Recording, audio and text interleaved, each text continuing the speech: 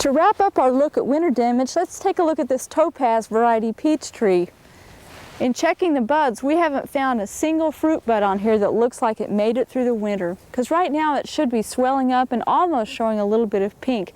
Now, to test out the viability of your flower buds on your peach, apple, or other trees, you can do like some of our fruit researchers commonly do. They'll prune a few branches that would be taken off with pruning anyway, bundle those together, put them in a bucket, and they've been put indoors, in our case in a greenhouse, for a few days.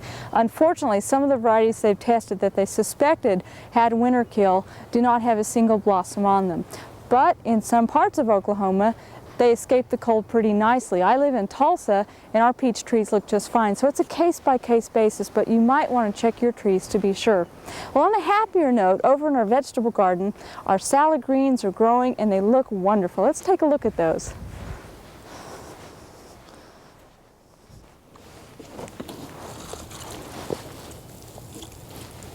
Our attempt at a winter salad garden has been a real test this winter with the cold snaps that we've had.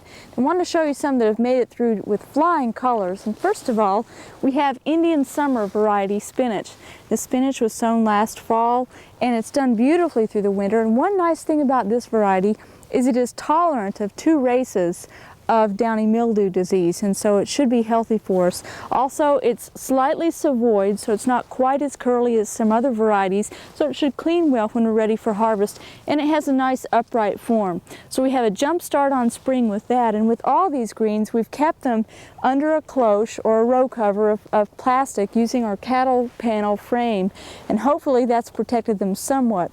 Take a look at our star though. This is mache or corn salad, and this is one green that we're going to have in our Oklahoma homestead theme garden this year, because this was a common green that was grown by settlers because it was so dependable. They could plant it in the fall, it has a mild flavor, and they could eat that as a salad green all winter long.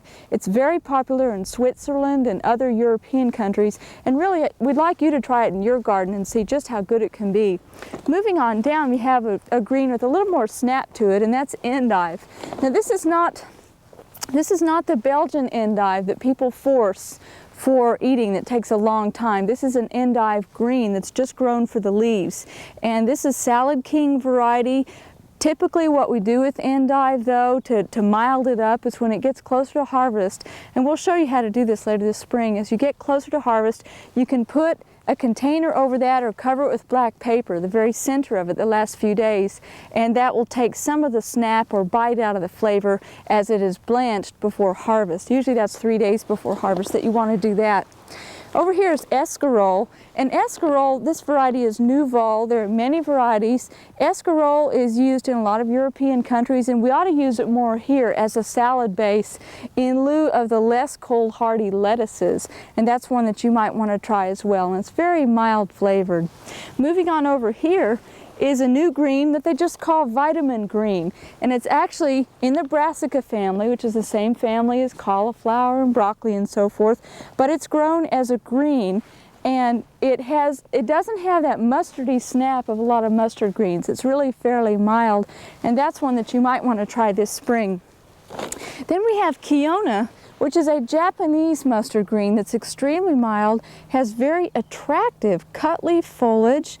Looks like the flea beetles have been after this a little bit, so we'll have to maybe put some kind of screening fabric on here to protect it this spring, but it really has beautiful foliage. And then we have arugula, some people call it rocket, and it has a fairly peppery flavor for salad. You want to use that in just small amounts.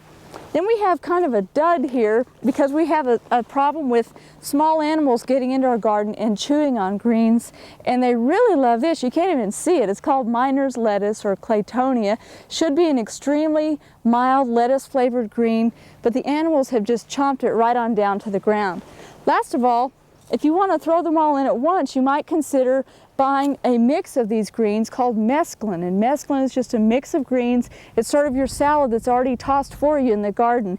This is a mild mesclun mix that we have planted on the end here, and I put some in a wallpaper trough that you can get at most any hardware store, and sowed these in the cold frame And they're coming along just fine, and they have a mix of all these greens that I just talked about. So you might consider some kind of a mix like this. Start it on your windowsill or in your cold frame and get the jump on spring with some fresh salad crops. We hope you enjoyed this video. It's part of our OK Gardening Classics YouTube channel. You can also find more recent videos on our Oklahoma Gardening YouTube channel. And join us on social media for great gardening tips, photos, and discussion.